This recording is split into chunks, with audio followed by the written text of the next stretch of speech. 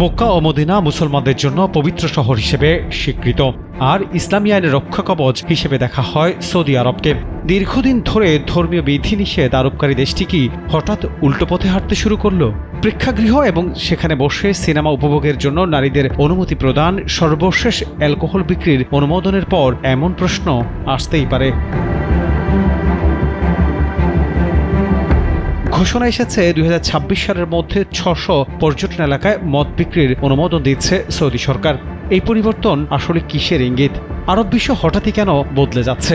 মধ্যপ্রাচ্যের ভূ রাজনীতিতে নতুন কোনো মেরুকরণ অপেক্ষা করছে কি? এমন নানা প্রশ্ন এখন ঘুরপাক খাচ্ছে সমাজ পাতায়ও।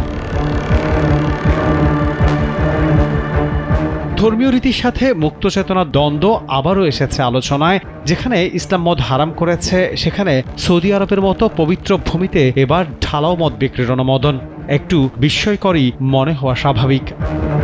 এই ঈদে জামা জুতো অ্যাক্সেসরিজের ডিসকাউন্ট।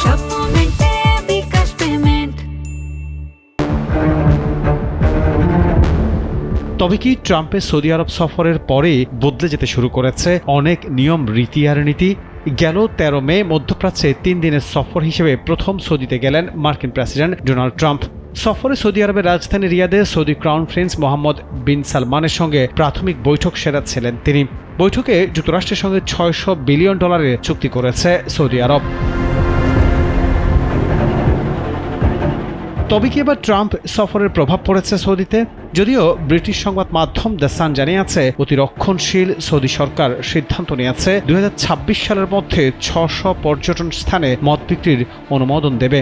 5 স্টার হোটেল, বিলাসবহুল রিসোর্টে পাওয়া যাবে ওয়াইন, বিয়ার, সাইডার। তবে ঘরবাড়ি, দোকান, ফ্যানজোনে মদ্যপান নিষিদ্ধই থাকবে। সৌদি সরকার লক্ষ্য 2030 সালের বিশ্ব এক্সপো এবং 2034 সালের ফিফা বিশ্বকাপ। বিশ্ব পর্যটকদের আকৃষ্ট করতে সংস্কারে ঝুঁকছে দেশটি। ভিশন 2030-এর অংশ হিসেবে এই পদক্ষেপ জানিয়েছে বাদশা মোহাম্মদ বিন সালমান। ব্রিটেনে নিযুক্ত সৌদি রাষ্ট্রদূত শুরুতে বলেছিলেন বিশ্বকাপে মদ থাকবে না। তবে তীব্র সমালোচনার মুখে উপপ্রতিরক্ষা মন্ত্রী বলেন, এই অনুষ্ঠান কোনো সৌদি অনুষ্ঠান নয়, এটি একটি বিশ্ব অনুষ্ঠান। আমরা সংস্কৃতি বজায় রেখে বিশ্বকে স্বাগত জানাতে চাই। সরকারি বিবৃতিতে বলা হয়েছে মদ বিক্রি হবে শুধুমাত্র লাইসেন্স প্রাপ্ত স্থানে প্রশিক্ষিত কর্মীদের মাধ্যমে।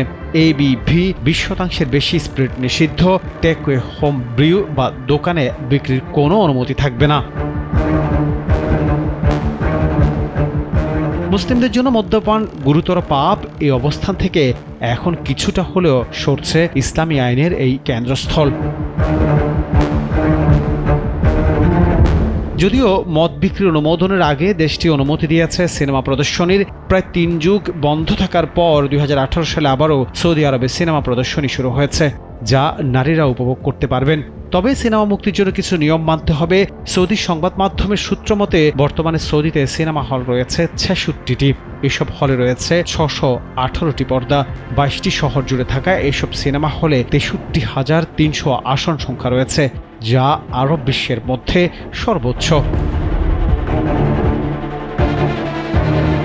গত 7 বছরে সৌদিতে প্রায় 1900 সিনেমা প্রদর্শিত হয়েছে, যার মধ্যে 45টি সৌদির নিজস্ব। এইসব সিনেমা প্রদর্শনের মাধ্যমে আয় হয়েছে $3.7 বিলিয়ন। শুধুমাত্র গত বছর দেশটিতে 16,600 মিলিয়ন টিকিট বিক্রি হয়েছে।